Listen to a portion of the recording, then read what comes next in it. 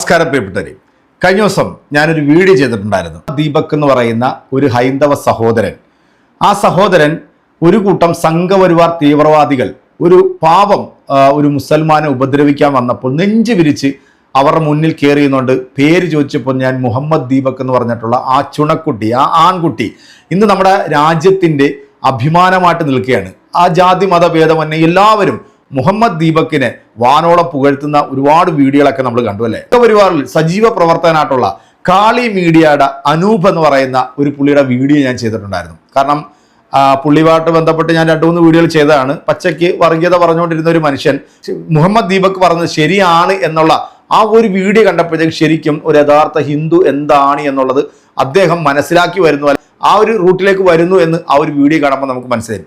കഴിഞ്ഞ ദിവസം കാസർഗോഡ് ജില്ലയിൽ നടന്നിട്ട പ്രൗഢഗംഭീരമായിട്ടുള്ള സമസ്തയുടെ 100ാം വാർഷികം നിങ്ങൾ പല ആളുകളും കണ്ടു കാണുമായിരിക്കും. ആ ഒരു സദസ്സിലേക്ക് സാമൂഹ്യ പ്രവർത്തകരും രാഷ്ട്രീയ നേതാക്കന്മാരും മറ്റു മേഖലയിലുള്ള ഉന്നതന്മാരായിട്ടുള്ള ഒരുപാട് ആളുകൾ പങ്കെടുത്തിട്ടുള്ള ഒരു വലിയൊരു പരിപാടി, അതായത് 30 ലക്ഷത്തോളം ആളുകൾ പങ്കെടുത്തിട്ടുള്ള പ്രൗഢഗംഭീരമായിട്ടുള്ള ഒരു പരിപാടിയായിരുന്നു SYSന്റെ 100ാം വാർഷികം. BJPയുടെയും RSSന്റെയും അതുപോലെ പല സാമുദായിക സംഘടനയുടെയൊക്കെ ആളുകൾ ഈ ഒരു സദസ്സിലുണ്ടായിരുന്നു. അപ്പോൾ ഈ ഒരു വീഡിയോ കണ്ടപ്പോഴത്തേക്ക് നമ്മുടെ കാളിയണ്ണൻ ഇതിനെക്കുറിച്ചിട്ടൊരു വീഡിയോ ചെയ്തിട്ടുണ്ട്. സത്യത്തിൽ കാളിയണ്ണൻ പറയുന്ന ചില കാര്യങ്ങൾക്ക് നമുക്ക് യോജിക്കാം, എന്നാൽ ചില കാര്യങ്ങളിൽ ഇപ്പോഴും നമ്മുടെ കാളിയണ്ണന് വ്യക്തത ഇല്ലാത്തത് കൊണ്ടായിരിക്കാം ഒരു പക്ഷേ ചിലപ്പോൾ ഇങ്ങനെ പറയുന്നത് എന്നെനിക്ക് തോന്നുന്നു. കാരണം ഒരിക്കലും SYS എന്ന് പറയുന്ന ഒരു സംഘടന, ആ ഒരു സംഘടന ഇവിടുത്തെ മുസ്ലിംസിൻ്റെ അല്ലെങ്കിൽ മുസ്ലിങ്ങളുടെ മൊത്തത്തിലുള്ള ഒരു സംഘടനയാണ് എന്ന് പറയാൻ പറ്റില്ല. കാരണം മുസ്ലിങ്ങളിൽ തന്നെ പല സംഘടനയിൽ പ്രവർത്തിക്കുന്ന ആൾക്കാരുണ്ട്. SYS ഉണ്ട്, SKSSF ഉണ്ട്, മുജാഹിദ് ഉണ്ട്, ജമാഅത്തെ ഇസ്ലാമി ഉണ്ട്. പിന്നെ അണ്ണൻ പറയുന്ന ചില കാര്യങ്ങൾക്ക് എനിക്ക് മറുപടി കൊടുക്കേണ്ടതുണ്ട്. അത് നമുക്ക് അണ്ണൻ്റെ ഈ ഒരു വീഡിയോ കണ്ടതിന് ശേഷം മാത്രമേ നമുക്ക് അതിനൊരു കമന്റ് കൊടുക്കാൻ പറ്റത്തുള്ളൂ. അപ്പൊ നമുക്ക് എന്തായാലും ഈ വീഡിയോ ഒന്ന് കണ്ടു നോക്കാം. 45 ഏക്കർ സ്ഥലം SNECക്ക് വേണ്ടി, അല്ല SNECക്ക് നല്ല വേണ്ടത്, സമസ്തക്ക് വേണ്ടി തരാന്നാണ് പറഞ്ഞത്. അതുമല്ല മൂപ്പര അങ്ങനെയല്ല, മൂപ്പര പറയാം നിങ്ങൾക്ക് തരാന്നാണ്. ഞാൻ പറഞ്ഞു എനിക്ക് അങ്ങനത്തെ ഒന്നും വേണ്ടാന്ന് പറഞ്ഞു. നമുക്ക് ഒരു സെന്റിന് പോലും ആവശ്യമില്ല.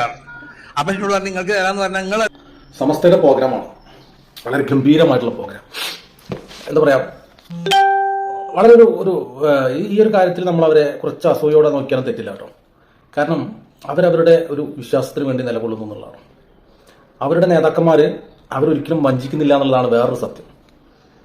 പല ഹൈന്ദവ സംഘടനകൾ നമുക്കുണ്ടെങ്കിൽ പോലും അവരുടെ ഒരു വിശ്വാസം ഇവിടുത്തെ ഹൈന്ദവ ജനതയ്ക്ക് ഇല്ലാതെ പോയതാണ് ശരിക്കും പറഞ്ഞാൽ എവിടെയെങ്കിലും ഹൈന്ദവന്റെ പ്രോഗ്രാം വെക്കുമ്പോൾ ആൾ കൂടാത്തത്. പക്ഷെ ഇവരുടെ കാര്യം അങ്ങനെയല്ല. കാസർഗോഡ് കുനിയ എന്ന് പറയുന്ന സ്ഥലത്താണ് ഈ പ്രോഗ്രാം വെച്ചതെന്ന് എനിക്ക് തോന്നുന്നത്. അവിടെ വെച്ചുകൊണ്ട് ഈ കേരളത്തിലെ എല്ലാ സംസ്ഥാനങ്ങളിൽ നിന്നും മുസ്ലിമാന്മാരായിട്ടുള്ള ആളുകൾ അവിടെ എത്തി എന്നുള്ളതാണ്. അത് അവരുടെ ഒരു ഐക്യത്തെ തന്നെയാണ് ചൂണ്ടിക്കാണിക്കുന്നത്. ഇവിടെ പിണറായി വിജയനുണ്ട് സദസ്സിൽ, കോൺഗ്രസ് നേതാക്കന്മാരുണ്ട്, ശിവകുമാർ നമ്മുടെ കർണാടകയിലെ ഉപമുഖ്യമന്ത്രിയായിട്ടുള്ള ആളുണ്ട്. അദ്ദേഹം പറഞ്ഞൊരു വാക്കുണ്ട്, താങ്കൾക്ക് ഏത് പ്രോഗ്രാം ഉണ്ടെങ്കിലും സമസ്തയുടെ പ്രോഗ്രാമിന് താങ്കൾ വന്നിരിക്കണമെന്ന് വേണുഗോപാൽ പ്രത്യേകിച്ചൊന്ന് പറഞ്ഞിരുന്നു എന്ന് അദ്ദേഹം പറയുന്നൊരു ഇതുണ്ട്. അതായത് ഇത് വോട്ടാക്കുക എന്നുള്ളത് തന്നെയാണ് എല്ലാ രാഷ്ട്രീയക്കാരുടെയും ലക്ഷ്യം. അത് സമസ്തയ്ക്കും അറിയാം. അതുകൊണ്ട് തന്നെ സമസ്ത തന്നെ ചില കാര്യങ്ങൾ ഇവിടുത്തെ ആ സദസ്സിൽ തന്നെ മുഖ്യമന്ത്രിയോടും എന്താ പറയുക പ്രതിപക്ഷ നേതാക്കന്മാരോടൊക്കെ പറഞ്ഞിട്ടുണ്ട്. അതായത് ഒരാൾ 45 ഏക്കർ സ്ഥലം കൊടുക്കുന്നു, ആ 45 ഏക്കറിൽ ഇവരുടെ എന്തോ ഒരു വലിയ സ്ഥാപനം വരുന്നു, പള്ളി വരുന്നു, അപ്പം അതിനൊക്കെ തടസ്സമില്ലാത്ത രീതിയിൽ നിങ്ങൾക്കൊന്ന് ശരിയാക്കി തരണം എന്ന് അദ്ദേഹം തന്നെ പിണറായിയോടൊക്കെ പറയുകയാണ്. അപ്പം അത്രയും വലിയ ജനക്കൂട്ടം മുമ്പിൽ നിൽക്കുമ്പോൾ പിണറായി വിജയൻ ഒരിക്കലും അത് തട്ടാൻ പറ്റില്ല. ഇനി ഭരണത്തിൽ കയറുന്നത് കോൺഗ്രസ്സുകാരനാണെങ്കിൽ അവനും തട്ടാൻ പറ്റില്ല. അതായത് മുസ്ലിങ്ങളുടെ ഒരു പവർ കാണിച്ചുകൊണ്ട് അവരെല്ലാം നേടിയെടുക്കാൻ ശ്രമിക്കുന്നുണ്ട് എന്നുള്ളതാണ്. അത് നമ്മൾ മനസ്സിലാക്കണം. അതിന് അവരെ ഞാൻ കുറ്റം പറയില്ല. അവരുടെ സമുദായത്തിലെ ആളുകൾക്ക് വേണ്ട ജീവിതം നല്ല രീതിയിലാക്കേണ്ടത് അവരുടെ ഉത്തരവാദിത്തമാണ്. അവരുടെ ചിന്താഗതിയിൽ ശരികൾ ഉള്ളത് കൊണ്ടാണ് ഭൂരിപക്ഷം മുസ്ലിങ്ങൾ ഇവരുടെ നിലപാടിനൊപ്പം നിൽക്കുന്നത്. അല്ലെങ്കിൽ ഇവർ ഇന്നയാൾക്ക് വോട്ട് ചെയ്യേണ്ടെന്ന് പറയുമ്പോൾ വോട്ട് ചെയ്യാതെ ഇന്നയാൾക്ക് വോട്ട് ചെയ്യുമെന്ന് പറയുമ്പോൾ അവർ പറയുന്ന ആ വ്യക്തിക്ക് വോട്ട് ചെയ്യുന്നതിന്റെ കാര്യം അതാണ്. ഇവരുടെ നേതാക്കന്മാരായിട്ടുള്ള ആളുകൾ അവരുടെ ജീവിതം, അതായത് ഈ അണികളായിട്ടുള്ള അല്ലെങ്കിൽ ഈ പറയുന്ന കൗമിൽപ്പെട്ട മുസ്ലിങ്ങളുടെ ജീവിതം സുന്ദരമാക്കി തരുമെന്നുള്ള പൂർണ്ണ ബോധ്യം അവർക്കുണ്ട്. അതുകൊണ്ട് തന്നെ അവർക്ക് വിലപേശാൻ പറ്റും. ഇപ്പോൾ കുംഭമേള എന്ന് പറയുന്ന ഒരു പ്രോഗ്രാം ഹൈന്ദവന്റെ വന്നു. അവിടെ ഒരു രാഷ്ട്രീയക്കാരെ നിങ്ങൾ കണ്ടില്ല, ഒരു പക്ഷേ രാഷ്ട്രീയക്കാരെ ക്ഷണിച്ചിട്ടുണ്ടാവില്ല. അതും തെറ്റാണ്, മനസ്സിലാവുന്നുണ്ടോ? ഇപ്പോൾ സമസ്ത ഒരു പ്രോഗ്രാം നടത്തുമ്പോൾ അവിടെ പിണറായി വിജയന്റെയോ അല്ലെങ്കിൽ ഏത് രാഷ്ട്രീയ പാർട്ടി നേതാക്കന്മാരുടെയോ ഒരു ആവശ്യം ആ ഒരു സ്റ്റേജിലില്ല. കാരണം അത് കൗമിന്റെ പ്രോഗ്രാമാണ്, മുസ്ലിം സമുദായത്തിന്റെ ഒരു പ്രോഗ്രാമാണ്. പക്ഷെ അവരത് വിട്ടിട്ട് ഇവിടുത്തെ മുഖ്യമന്ത്രിയെയും അല്ലെങ്കിൽ ഇനി വരാൻ പോകുന്ന അല്ലെങ്കിൽ ആരാണ് അതിന് അടുത്ത് ഭരിക്കാൻ പോകുന്ന അവരെയൊക്കെ കൊണ്ടുവന്ന് ഇരുത്തിയിട്ടുണ്ടെങ്കിൽ അത് കാണിച്ചു കൊടുക്കുകയാണ്. This is Islam, this is Samastha, ഇതാണ് ഞങ്ങൾ, ഈ ആളുകളെ നിങ്ങൾ കാണണം, ഇവരുടെയൊക്കെ ഫാമിലി നിങ്ങൾ കാണണം. കാരണം ഏകദേശം ഒരു 10 ലക്ഷമോ അല്ലെങ്കിൽ 5 ലക്ഷം ആളുകൾ വന്നിട്ടുണ്ടെങ്കിൽ അവർക്ക് ഫാമിലി ഉണ്ട്, ഭാര്യ, മക്കൾ, ഇവരെല്ലാം നിങ്ങൾ കാണണം. എന്നിട്ട് ഞങ്ങൾ പറയുന്ന പോലെ നിങ്ങൾ കേൾക്കണം. കേട്ടിട്ടില്ല എങ്കിൽ ഞങ്ങൾക്കറിയാം എന്ത് ചെയ്യണമെന്ന് എന്ന് പറയാതെ പറഞ്ഞു കൊടുക്കുകയാണ്. അവിടെ ഇരിക്കുമ്പോൾ ഏത് മുഖ്യമന്ത്രിയിലൊന്ന് ഭയക്കും. കാരണം ഇത്രയും ആളുകൾ, ഇദ്ദേഹത്തിന്റെ ആരാധകരായിട്ടുള്ള ആളുകൾ, അദ്ദേഹം പറഞ്ഞ ആ പറയുന്ന ആൾക്ക് വോട്ട് കുത്തുന്ന ആളുകളാണ് ഇരിക്കുന്നത്. മാത്രമാണോ ഇവരുടെ ഫാമിലിയും അതേ ചിന്താഗതിയുള്ളവരാണ്. സോ ഭീഷണിപ്പെടുത്താനും വിലപേശാനും ഈസിയാണ്. ഈ കുംഭമേള എന്ന് പറയുന്നൊരു പ്രോഗ്രാമിന് ലക്ഷക്കണക്കിന് ആളുകൾ പങ്കെടുത്തു. അവിടെ ഒരു ശക്തി കാണിക്കാനോ അല്ലെങ്കിൽ ഞങ്ങൾ ഇത്രയൊക്കെ ഉണ്ട് എന്ന് അറിയിക്കാനോ ഏതെങ്കിലും ഒരു നേതാക്കന്മാരെ അങ്ങോട്ട് കൊണ്ടുവരേണ്ടതായിരുന്നു.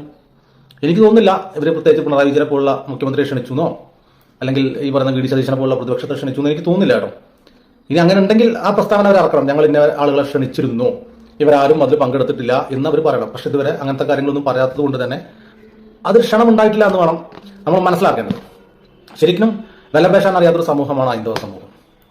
ഇപ്പോൾ മുസ്ലിം ലീഗ് ഇടപെട്ടുകൊണ്ട് കേരളത്തിൽ ഇപ്പോൾ ഒരു ഇതിൻ്റെ ഇടയ്ക്ക് മലപ്പുറം ജില്ലയെക്കുറിച്ച് നമ്മുടെ വെള്ളാപ്പള്ളി നടേശൻ പറഞ്ഞൊരു കാര്യം വിദ്യാഭ്യാസ സ്ഥാപനത്തെക്കുറിച്ച് വളരെ സത്യമാണ്, വളരെ സത്യമാണ്. കാരണം മുസ്ലിം ലീഗ് എന്ന് പറയുന്നത് അവരുടെ ശക്തി കാട്ടിക്കൊണ്ട് അവർക്ക് കോളേജുകൾ വാങ്ങിക്കൂട്ടി ഈ SNDPക്ക് കൊടുക്കാൻ ഈ പറയുന്ന സർക്കാരുകൾ തയ്യാറല്ലായിരുന്നു. അത് ജനുവനായിട്ടുള്ള കാര്യമാണ്. കേട്ടു നോക്കുന്നത് UDF അധികാരത്തിലിരുന്നപ്പോഴാണല്ലോ 33 വിദ്യാഭ്യാസ സ്ഥാപനങ്ങൾ മലപ്പുറത്ത് കൊടുത്തു. അതിൽ ഒന്നുപോലും മുസ്ലിം അല്ലാത്തവർക്ക് കൊടുത്തില്ല എന്നുള്ളൊരു വസ്തുതയല്ലേ? നിങ്ങൾ എന്തിനാണ് ഈ വസ്തുതകളോട് കലഹിക്കുന്നത്? ഒരെണ്ണം മറ്റുള്ളവർക്ക് കൊടുക്കായിരുന്നില്ലേ? മനസ്സിലായില്ലേ? ജനുവനായിട്ടുള്ള കാര്യമാണ്. അന്ന് ഈ പറഞ്ഞ നടേശൻ പറഞ്ഞത് തെറ്റായിട്ടുള്ളൊരു കാര്യമൊന്നുമല്ല.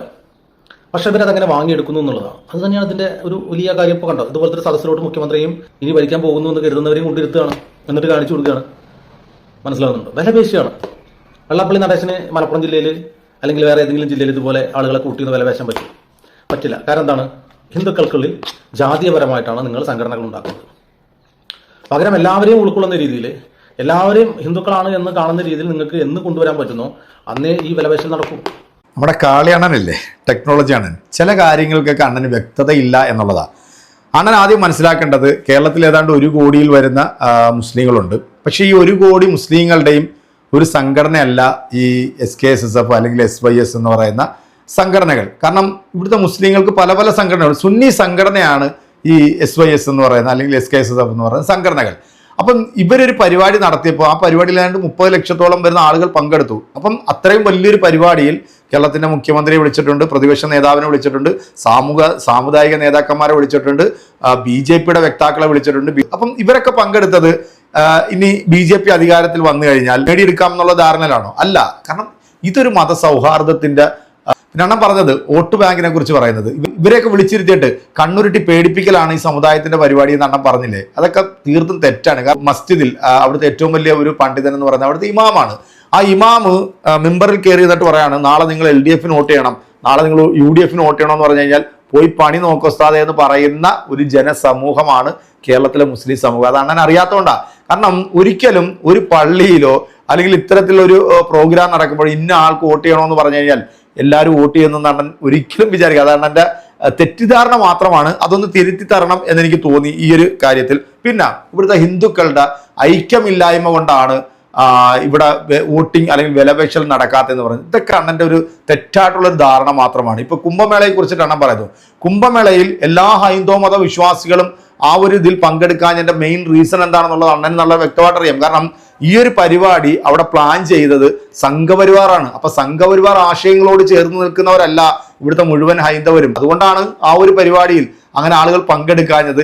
അപ്പൊ അണ്ണൻ ഇങ്ങനെയുള്ള ചില തെറ്റിദ്ധാരണകളൊക്കെ ഉണ്ട്. കഴിഞ്ഞ ദിവസം ദീപകിനെ കുറിച്ചിട്ട് ചെയ്തിട്ടുള്ള വീഡിയോ അതിന് ഞാൻ അണ്ണന് വലിയൊരു സലാം തന്നെയാണ്. അപ്പൊ അണ്ണൻ ഇനിയും കുറച്ച് കാര്യങ്ങളൊക്കെ ഒന്ന് മനസ്സിലാക്കാനുണ്ട്. അത് വഴി അണ്ണൻ മനസ്സിലാക്കും എന്ന് ഞാൻ വിശ്വസിക്കുന്നു. അപ്പം നമുക്ക് അടുത്തൊരു വീഡിയോയിൽ വീണ്ടും കാണാം. അതുവരെയൊക്കെ എല്ലാവർക്കും